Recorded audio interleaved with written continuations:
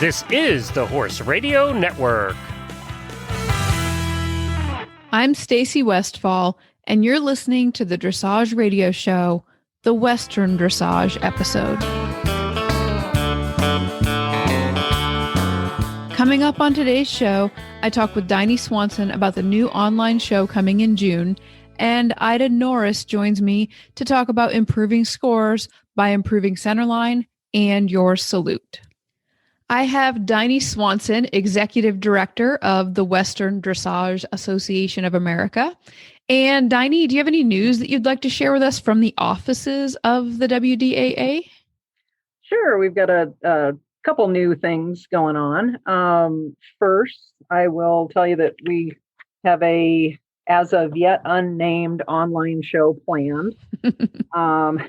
So for the first time ever, we will be hosting 2 shows a year from now on, one online show and then the World Championship show in Guthrie at its typical time in the fall. The unnamed show, the online show, will be kind of an international celebration, kind of the same idea as what we did last year. Mm-hmm. And we'll run it fairly similarly to the way we ran the online show last year. It'll be done in 3 phases. And phase 1, which is entries, opening and closing, starts May 24th. Ooh, we have dates. We have dates. You're getting the exclusive dates. Woohoo. And then entries close on June 5th. And then what we're doing a little bit differently this year is phase 2, which is the video submission phase. That will begin as soon as you enter and you get your identification sign. Mm-hmm. As soon as you have that in your hands, you can start videoing and you can start submitting. So there's really no start date to phase 2, except for, the first day of entries, which is May 24th. And that entry video submission will end June 18th. Okay. And then judging, which is phase 3, will begin June 21st. And because it's going over July 4th, it'll end July 7th. Nice. Just to give the judges a little extra time because most of them will be off judging somewhere. And we still have to name it. We sent out a member survey asking for suggestions for naming, so we'll probably be announcing that in the next couple of days. And we also asked for suggestions for unique awards because we want to kind of differentiate this show from our World Championship show. So we want to give some different awards. Mm-hmm. Well, I got that email and I submitted my name request. I'll awesome. Hold that and see whether or not, it's the winner. See if you're the big winner. Awesome.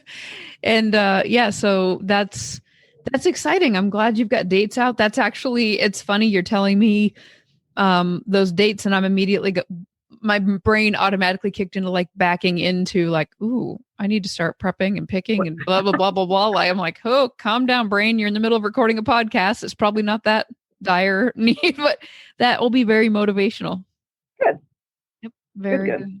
And then one other little new thing on the same theme as online shows is online shows have become so incredibly popular that they've the announcements of those have taken over our member Social Corral Facebook page. Mm-hmm. So we've actually started a new Facebook page for WDAA online recognized shows. And it's not a group, it is a public page. So that's where you need to go to find recognized online shows. And we'll put that in our newsletter too. So people can find that easily. And I'll also send you the link so you can put it on your page for the podcast. Awesome. That's great. I actually really like that idea because when I do get the urge to enter an online show, sometimes it feels like I have to go back through, Facebook feeds, and I'm kind of looking around and so having them all in one place will not only clean up the conversational feeds, but it'll also make it easier to kind of just go search. I'm going to guess people are going to, be announcing them by date and stuff. So the most recent ones should naturally float to the top. And they don't tend to be conversation starters. They're more like, oh, okay, when I want them, I go look for them, but I don't comment on them. I'm just kind of like, nice. I need that. Deal.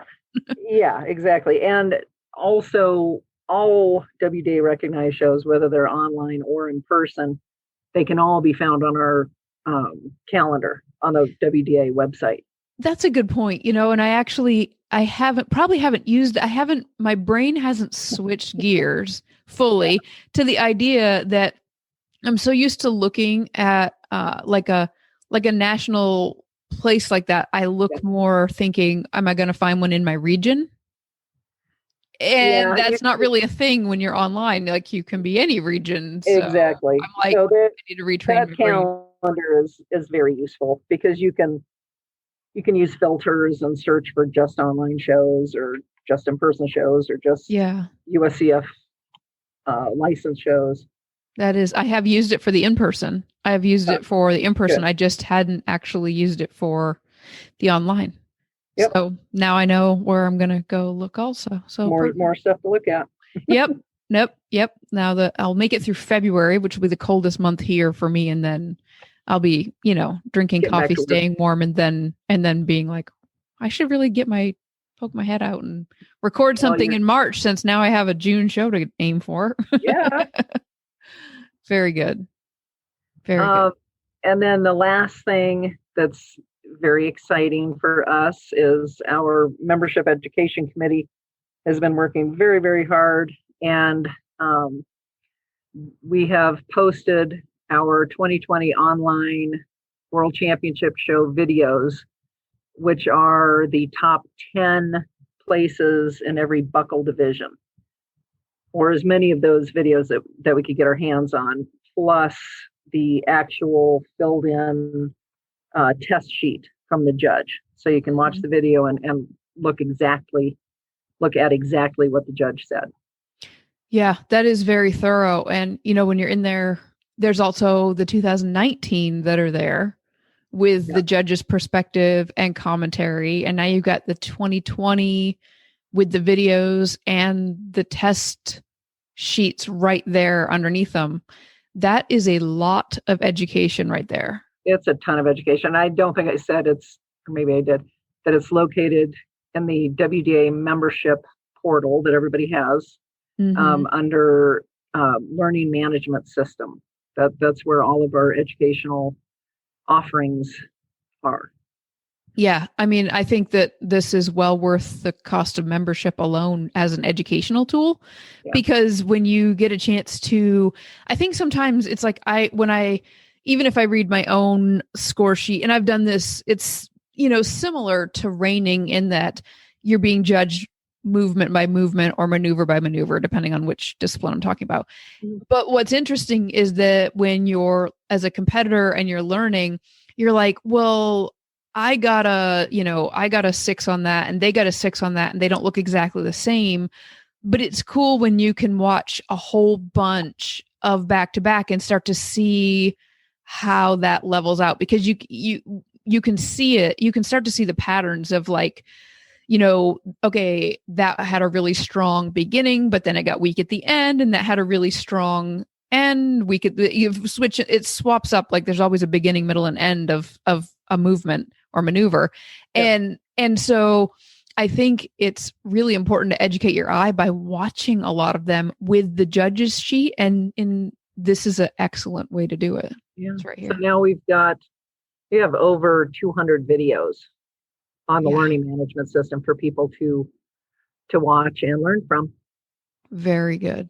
Very, very good. Well, that is a lot of information, and my brain still won't let go of like backing into this first major show idea. So do you have anything else to add, since my brain's like struggling with itself? It's like, or is that pretty much wrap it up? I think that's enough for everybody's brains right now. Not for my brain.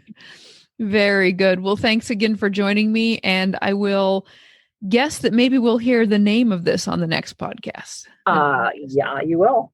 Very good. I look forward to hearing that. And thank you again for joining me. Thanks for having me. ProStride is the all-natural solution for lameness. It uses the power of your horse's own blood to relieve pain, reduce inflammation, and improve mobility to keep them sound. ProStride can be completed stall-side by your veterinarian in just 20 minutes with no need for trailering. ProStride is backed by years of science and success stories. Olympians to pleasure riders, trainers, horse owners, and their veterinarians trust the improved performance and lasting results reported with a single injection. No series, no daily supplements, and no monthly regimen. When every stride counts, demand the difference they deserve. Ask your veterinarian about ProStride. Learn more at pro-stride.com.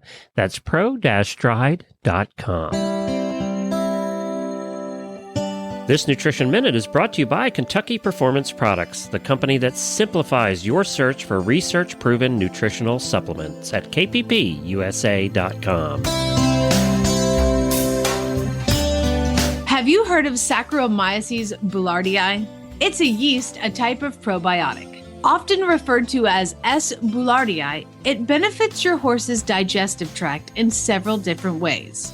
One unique property of S. boulardii is that it supports the stimulation of something called brush-border membrane enzymes that are found in the intestinal lining. These enzymes help your horse digest starches and sugars in the small intestine. When the sugars and starches are more completely digested, fewer of them escape into the hindgut where they can ferment and cause imbalances that lead to colic, diarrhea, and laminitis. Saccharomyces boulardii is found in Nalox Advanced, made by Kentucky Performance Products. Nalox Advanced contains a blend of yeast, fermentation solubles, and stomach buffers. These ingredients work together to maintain your horse's digestive tract in peak condition. Nalox Advanced is recommended for horses of all ages and stages and is fed on a daily basis. This Nutritional Minute has been brought to you by Kentucky Performance Products. You can find all of their terrific products at kppusa.com.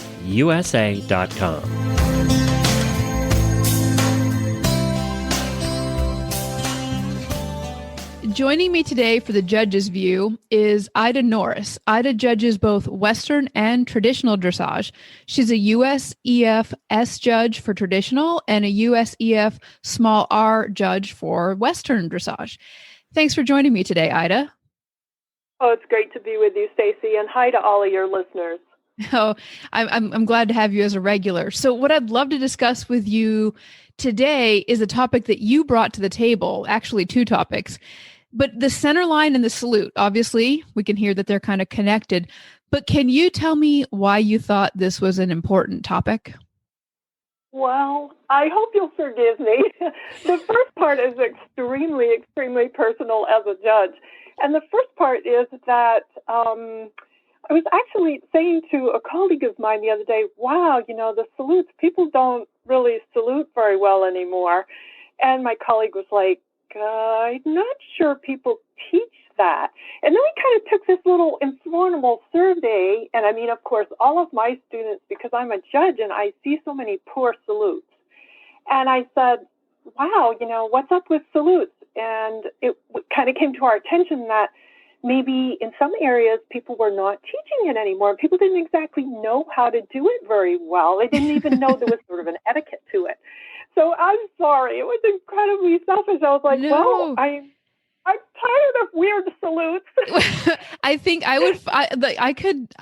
watched your video, which we'll talk about that more as we go, but like you made videos that actually complement both of these topics. And when I watched the salute video, two things that immediately popped into my mind were, number one, wow, this is what it looks like from the judge's view, because, even my videos, if somebody videotapes with my cell phone, they're not standing at C. And so I'm not seeing it specifically from the judge's view. And I know for sure my discomfort in saluting was probably a 9 out of 10. And I was just like, oh my gosh. And so I was watching yours and I was like, oh, this is so helpful. So yeah. I'm so glad. One thing that we kind of forget is that it used to be, kind of like a military salute in the beginning, because it was military people that did dressage, and they did put their hand up to their brow like they used to, and then the hand went out and down, which is all we have left now, pushing the hand out and down away from you, which they'll see in the video, really good explanation what it looks like.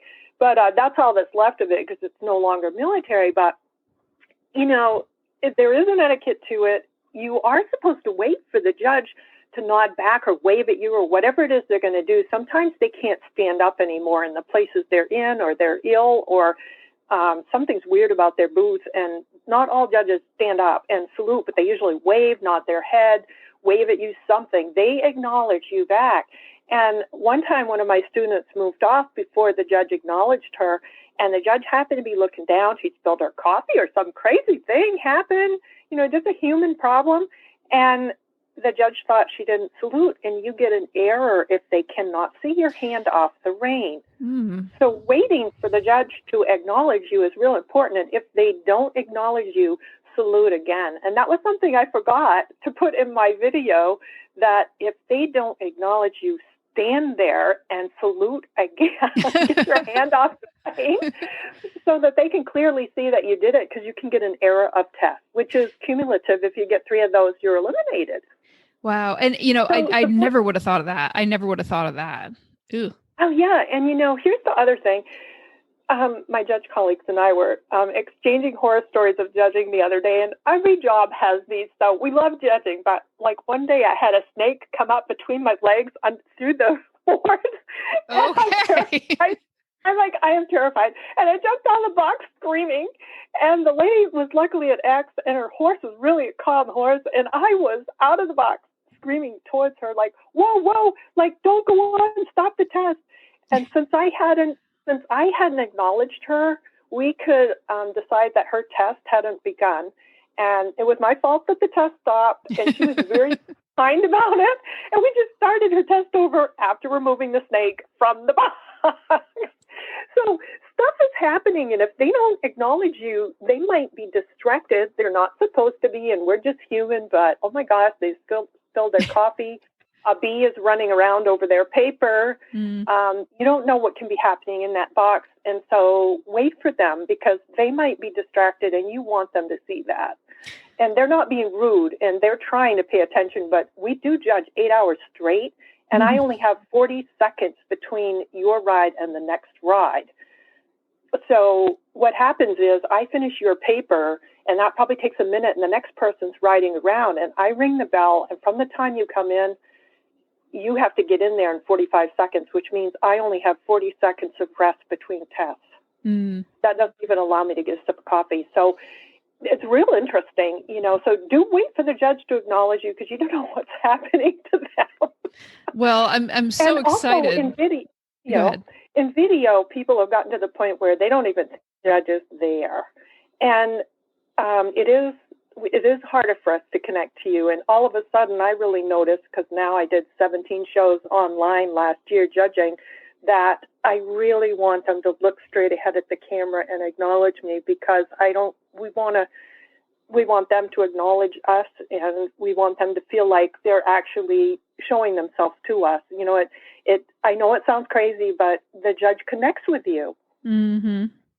Yeah. And that's interesting you say that on video, because especially I know as you're saying it, if I think back to my beginning dressage journey, because I was so nervous, I honestly, until you were just saying it, I hadn't even really thought about it's too much from the judge's perspective, because I guess I just imagine you as perfect people up there in the box having the perfect experience. And so I hadn't even thought about you spilling your coffee. And in my rush to get away from an awkward feeling movement of the salute, I can definitely see where I would kind of just, and you're in your video, you nailed it. You nailed the whole idea of like I put my hand kind of straight down, almost onto or really close to my leg. And in the video, when you shot with the horse's head turns, say the horse turned, if I'm saluting with my right hand and the horse turns just ever so slightly to the right, I never thought about you not being able to see the release of the rein or my hand down or any of this stuff. And I'm thinking now that you said that online, I'm thinking, oh my goodness, if anybody's feeling rushed and they've gone out on a limb to videotape themselves at home for the first time, I had the same responses videotaping at home that I did at real shows. So I guarantee the feeling of wanting to rush would be there. Exactly. Yes. It's interesting that you said you were nervous saluting, because I guess I hadn't thought about it in a long time, and you just brought back a memory, but I started showing dressage in 1973, and I used to get to the halt, and I can remember on my Appaloosa, my little tiny Appaloosa, I'd get there and I would be all out of breath, and I'd have jello legs. My legs would turn to jello, and I could hardly get forward because I was so nervous. I haven't thought of that in years, but you just got that back. So what a cool memory. Thank you. But, you know, that happens to competitors. They get to X and they kind of have jello legs, and then nervous and, you know, not sure they're breathing. And take a moment and breathe, because the other thing is regular dressage tests for classical dressage say that you're supposed to be there 3 seconds. We're talking about in WD of actually writing that into the test also, because you'll see in the salute there, you know, 1, 2, 3, 4, 5. There's a count of 5 to get your hand off the rein and back. But if you don't hold still that long, there isn't much immobility for us. And we reward halts that are 3 seconds and longer. If your halt is less than 3 seconds, you can get dinged. And so that's another part of this whole, well, take your time with your salute, because they want to see it. They want to see immobility. And, you know, I always say to my gals, all my gals that are between like 80 and 15, don't adjust your underwear in the saddle. I don't want to see you come up X and jerk your saddle sideways, because, you know, tighten your grip before you get in there, will you? Oh, that's so funny. Immobility is for the rider as well as the horse, you know? So, yeah.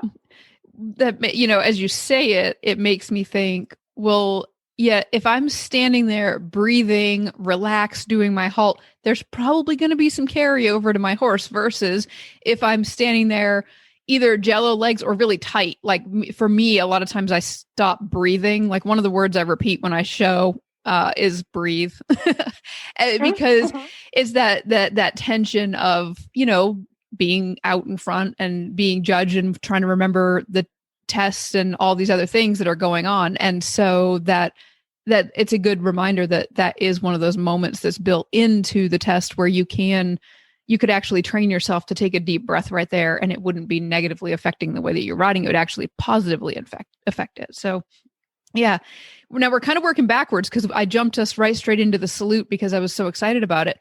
But naturally, they definitely tie in with the centerline. Can you give me the rundown on this, the centerline? I have to tell you, the video, again, excellent.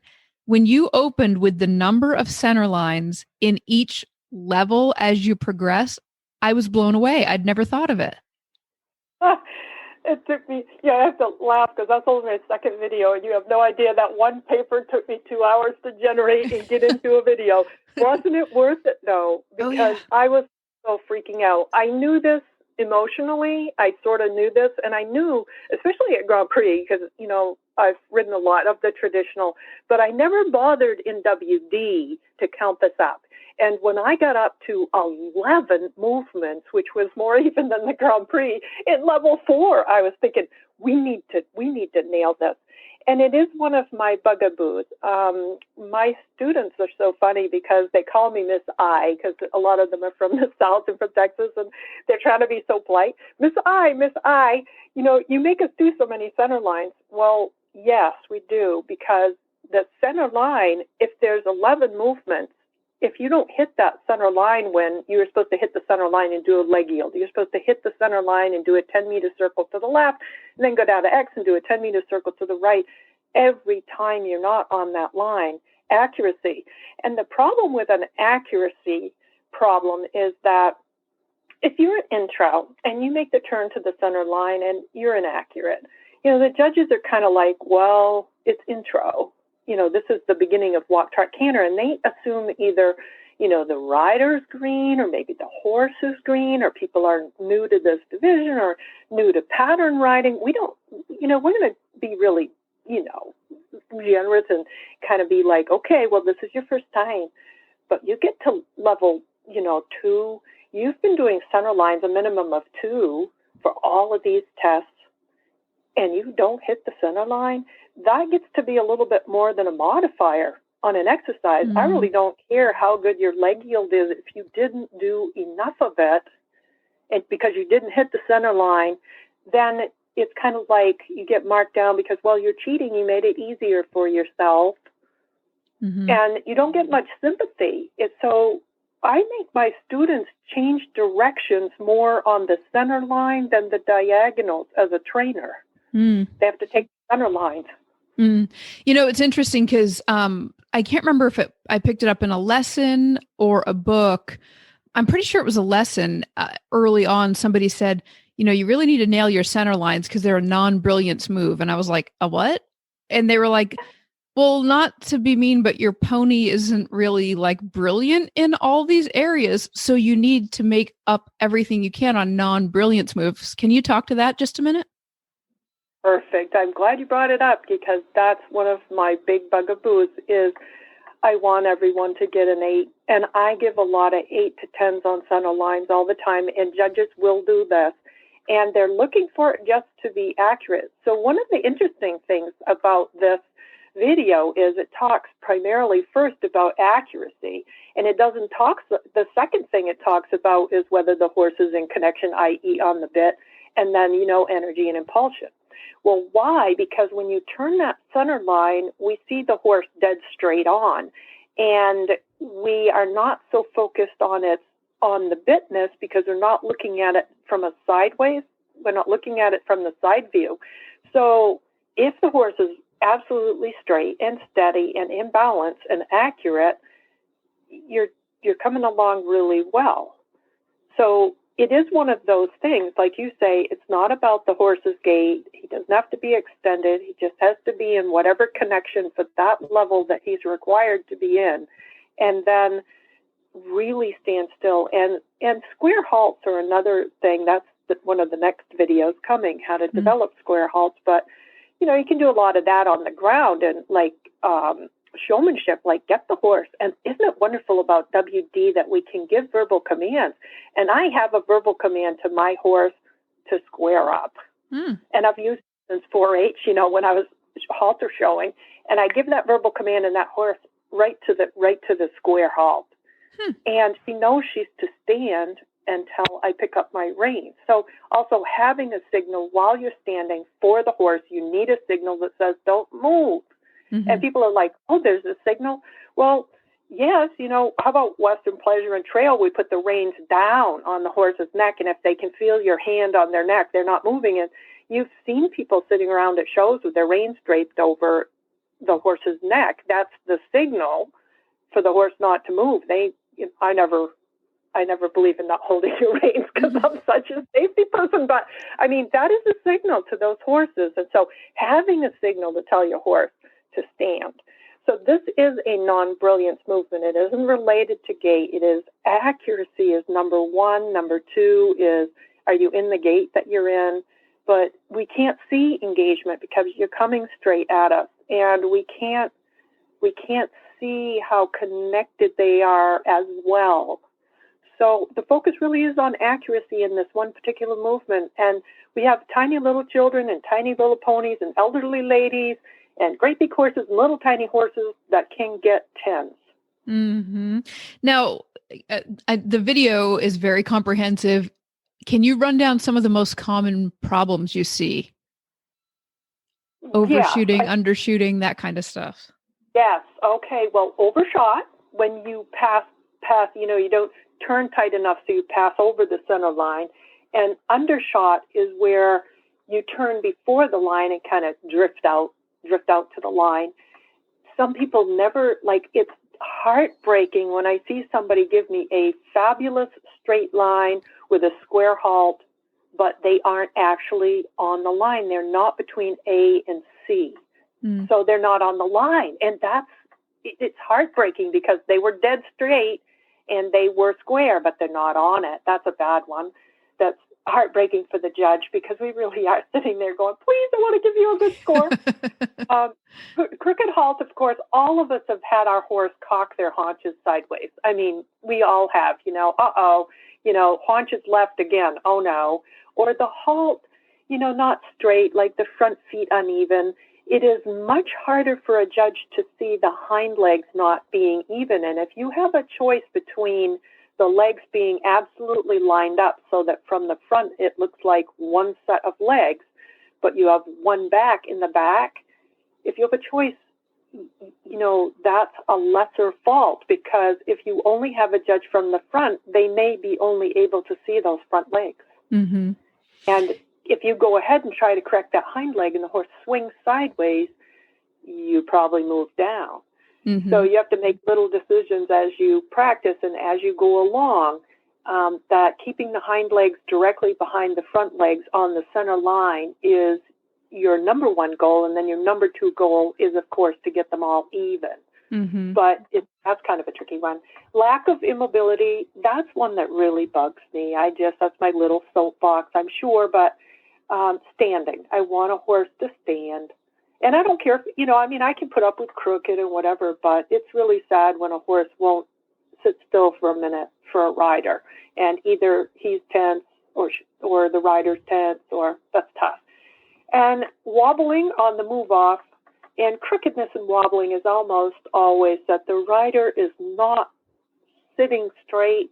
They lean one way or the other. They have more weight in one stirrup or another. There was a beautiful slide in there that had a T across the rider and right straight down through the horse, which you could see not only was the horse absolutely bisected on the line because there was a line drawn through the horse, but a T at the rider's shoulders, which showed that the rider's shoulders were level, and if the shoulders are level, the seat is level. And I realized afterwards I should have drawn a T at the feet because the rider's feet were level, which that's usually the problem for wandering off. And the last thing that happens on the center line is, you get down there to G and you're focusing on making your turn, and you lose your concentration of keeping the horse absolutely straight. And so you let it drift right before you turn left. You actually fall off the center line away from the direction that you're going to turn. You let it fall out before you turn. And that's devastating, I think, too, because I'll have my pen all ready for a 10, a 9, a 8, and then they fall off the center line at G. And you're like, oh, no, I want to give you a really, really, really score.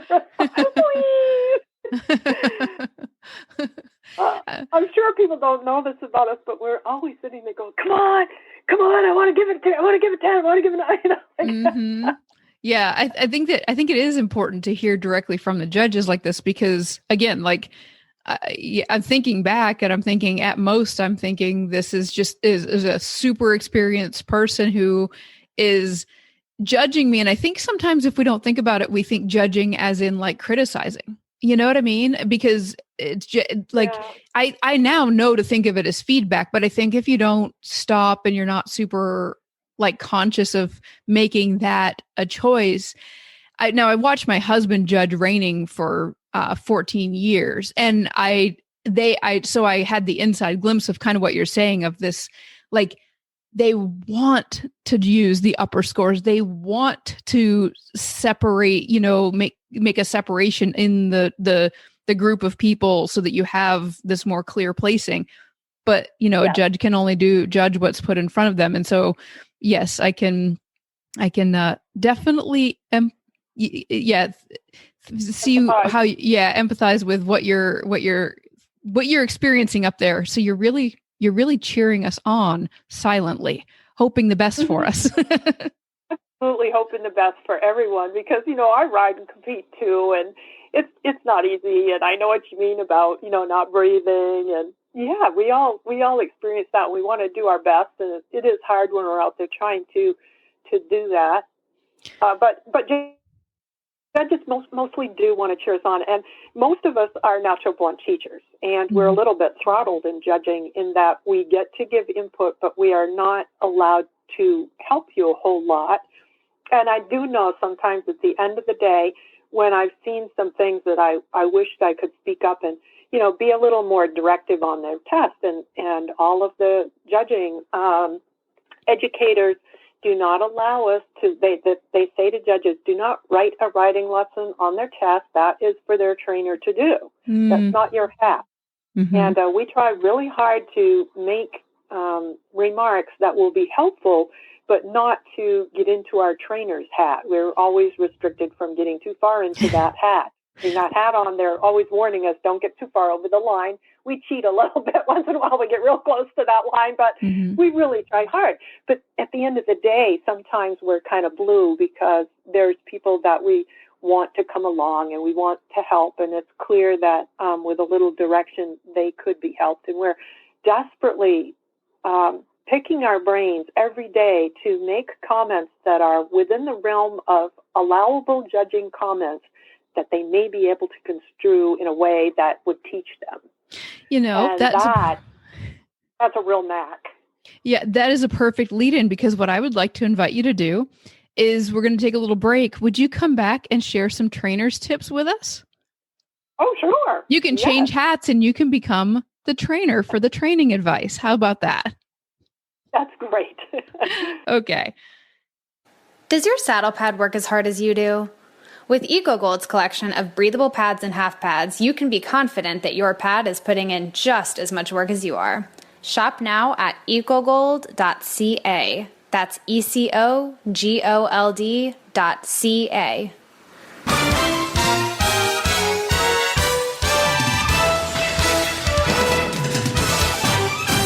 This week's dressage training tip is brought to you by Total Saddle Fit, home of the shoulder relief girth at TotalSaddleFit.com.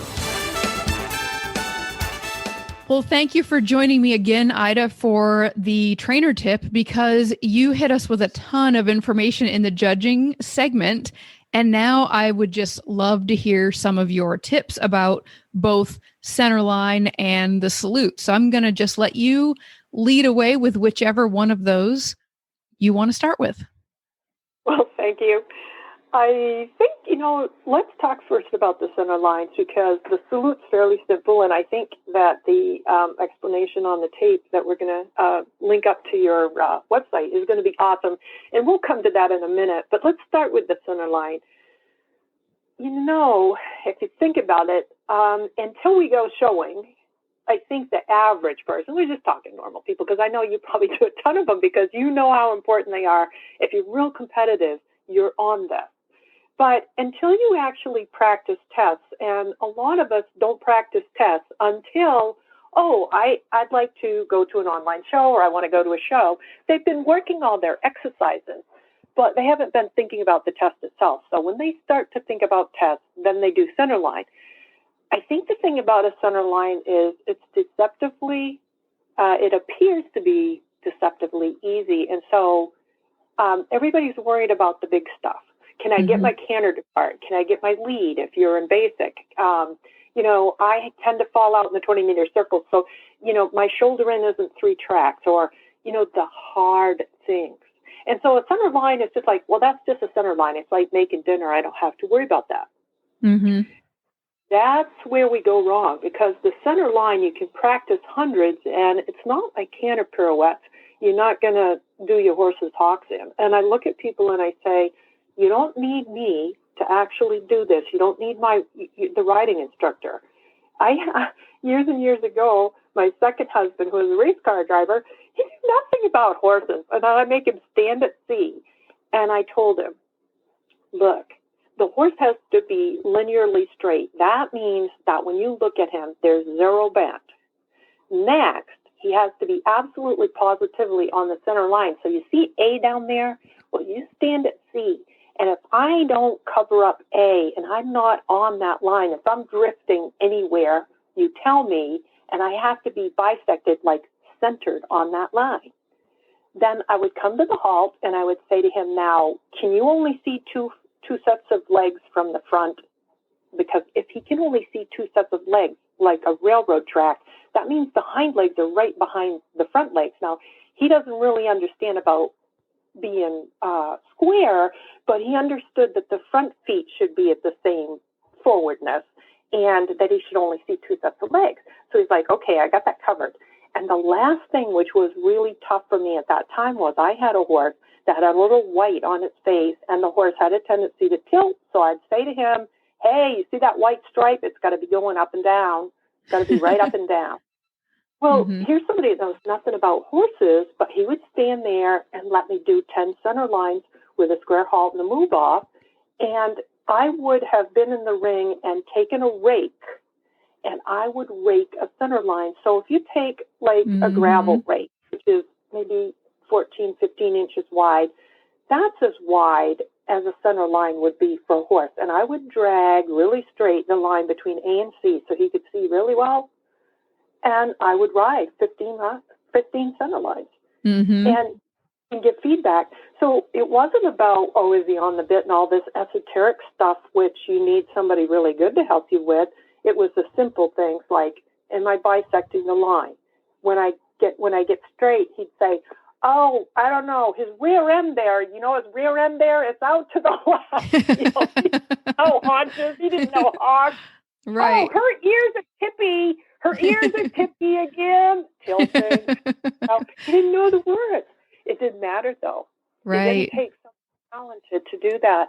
So one lady called me this fall, and she was trying to get ready for Worlds, and she was in a grass ring.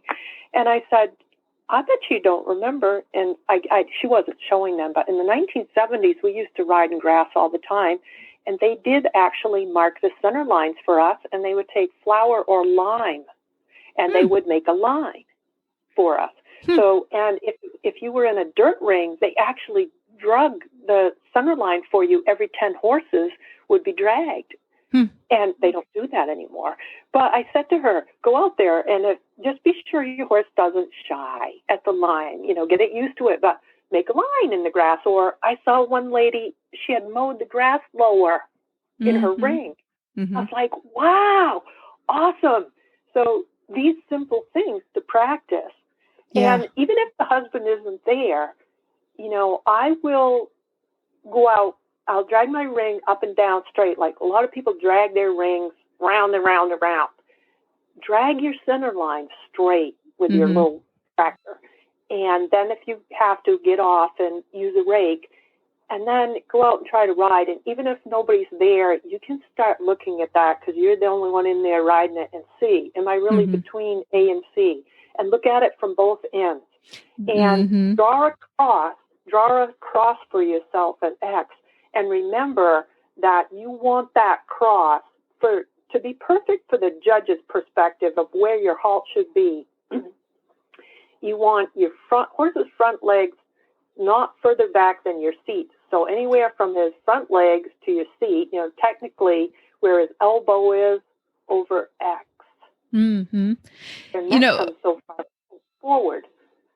I love that you brought up the dragging the arena. That's how I taught myself to do it, because we have nice fluffy sand for the reining. And I did exactly your tip with like, we'll drag which way we drag it. We always finish with the lines going the long way of the arena, which makes it beautiful because our drag happens to leave them pretty close together. They're probably only just like 2-3 inches apart, which means that there's always one that's perfectly going down the middle. And when I have fresh dirt, I always disturb it by doing center line after center line. I go down alongside, down the center line, turn to the left, down the long side, down the center line, turn to the right, down. And you ride that for a little ways, and you're going to have the answer to were you falling in, were you drifting out, and on both as you approach the center line, and as you said, when you get to the far end. That's actually how I diagnosed that I was letting her fall out through her left shoulder a lot. When I was turning to the right was the dirt on the ground told me. Clever girl. See, you're very smart. And there's a lot we can do for ourselves. We just have to think about it, be practical about it.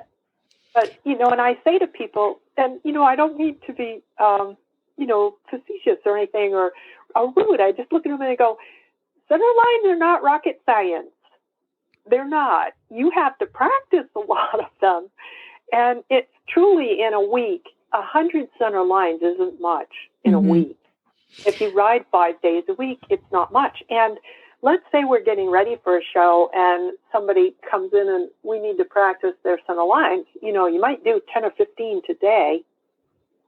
And when you get really good at center lines, and you know this because I'm sure from what you're saying, if you've practiced this much, if I told you to go out today and do 5 center lines, after a while, a bad one is a 7.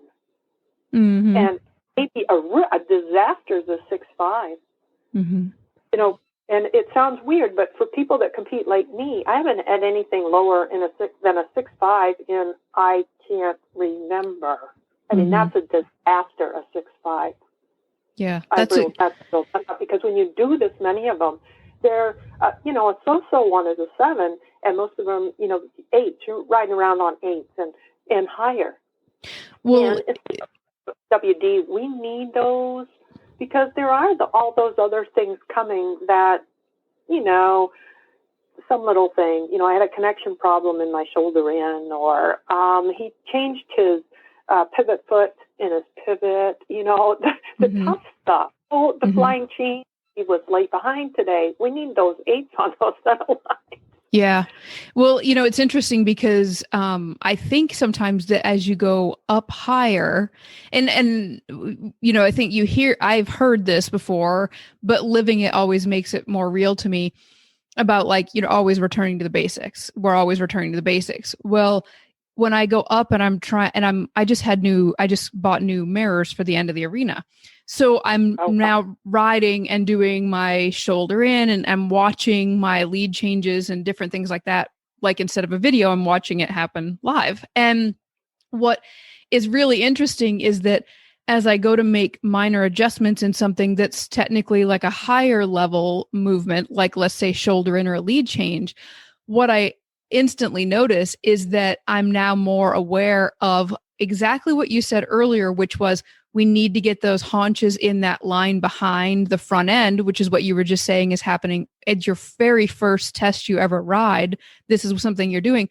But as you start going up higher, it starts to be like, you know, it would be really helpful in my shoulder. And if I really, really visualize keeping those haunches in that straight line and rode those while I'm moving the shoulder. So all of a sudden for me, I start to finally see that circle of what they're saying, of what everybody's saying when they're saying, you know, you're always returning to basics, including the center line. Beautiful. Yes. Yes. I was coaching a judge this week that's junior to me, or I don't mean that in, I just mean like not as well licensed or coming along, a newer judge who's in her education program behind me, and she was calling me about looking at horses loping up the center line, and she said, you know, your video said that once they turned the center line that you wanted them to be absolutely perfectly straight. And I said, yeah, because I'm waiting for the other foot to fall. And she says, well, how is that possible in the lope? And I said, okay, you know, we all know and we acknowledge that it's much easier to keep a lead on a horse when you have some bend. And it is possible to have the horse in bend loping on this straight line on the center line, but the horse's neck and poll are bent around and maybe even some shoulder flexion. You know, the horse may be have a little flexion there. But I said, true collection, which is very, very difficult. It's very hard to lope a horse absolutely correctly straight with no bend and speed. And this is the ultimate amount of collection if this is possible. And she said, well, you know, I was looking at high-level tests, level 4, and, you know, I saw a horse that had some bend. And I said, okay, and that they didn't get a perfect on their center line. They might have got an 8-5, you know, they might have got a 9. I don't know what the judge gave. They had a lovely lope. They had a little tiny bit of bend to hold their lead, but they couldn't quite keep you know, they didn't feel like they could keep their connection with the horse being, and their collection with the horse being absolutely straight. But that's the ultimate when you get to the absolute highest levels. Do we expect it of every horse? No, and it doesn't mean that it's not satisfactory or fairly good or good. It's that when you get really good, you can do, it's possible to do this. And that's our ultimate that's our ultimate goal. But it was a great judging question for her. It was an education. And she was saying, hey, I see a lot of horses at this level that are still performing this way. And I said, yeah, and they're getting 7s to 8.5. They're getting good scores because the rest of it's straight. They had a straight halt. When they move off in the jog afterwards, they're very, very straight. So they were just having a little trouble keeping all of their collection and being completely linearly straight, which is the ultimate in collection. Mm-hmm. Yep. Maintaining a lead and having absolutely no bend. Totally. And that was kind of interesting. And I said to her, so think about it, if we were in level 4, for 1, they ask us to lengthen the lope on a half circle. And, one of the judges said to me the other day, well, I wonder why we don't do that, more. How come we don't do that on a straight line? Classical dressage kind of does that on a straight line. And I said, because they're using that half circle to help with the collection and to maintain the lead. Mm-hmm. And so this is it's a little harder because of the geometry, but for the transition itself, the down transition, because the horse is bent, we don't have any flipping leads at the end because of that. So it was a developmental thought, which I thought was really interesting. And she was like, wow, I never thought of it like that. Mm-hmm. Mm-hmm. Well, this has been really fun, and I would highly encourage people to watch these videos. So could you tell us where we can find them? Yes. Well, I think they're going to be attached to your website. Isn't that right? Yep. I will put them in several places. So I'm going to let you say where you're going to have them, and then I'm going to add some extras. Absolutely. And they're on my Facebook page, Ida Anderson Norris and Ida Norris Western Dressage. And they're on my website, which is Ida Norris Dressage. So, yes, please look them up. They're how to improve your centerlines and the correct dressage salute, dressage salute. So 2 of them. Yes. And so they're on your pages, and we'll make sure to put links in today's show notes.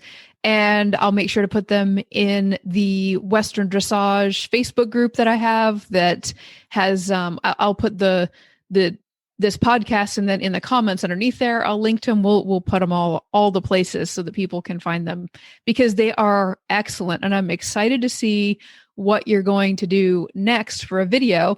And I would like people to also know that you are available for online lessons. And I'm guessing you're still doing judging? Yes, lots of it. It's lots of fun. Lots of judging. So cool. Yep. It's so cool to see people from all over. So, yes, thanks for mentioning it. I really enjoyed all of that. And Very virtual good. lessons. It's so much fun. It's great to talk to you. Thank you for having me. Thank you.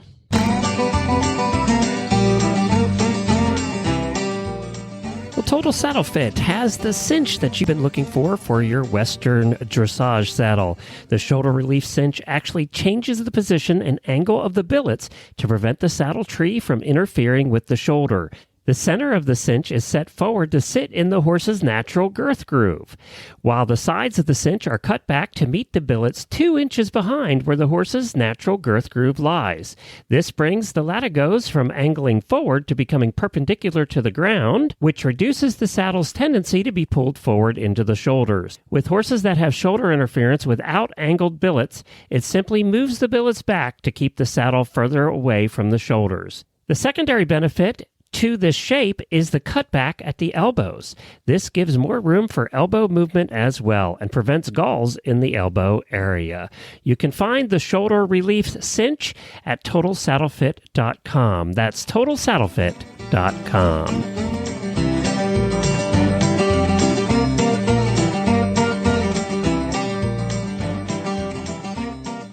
Thanks again to Dini Swanson and Ida Norris for joining me on today's show. If you're interested in hearing more from me, I have a podcast called Train Your Own Horse with Stacy Westfall, where I answer questions that have been called in and I share training advice. You can find our show notes and links to today's guests on the website dressageradio.com. Like us on Facebook, just search for Dressage Radio Show. And don't forget to check out all the other shows on Horse Radio Network at horseradionetwork.com.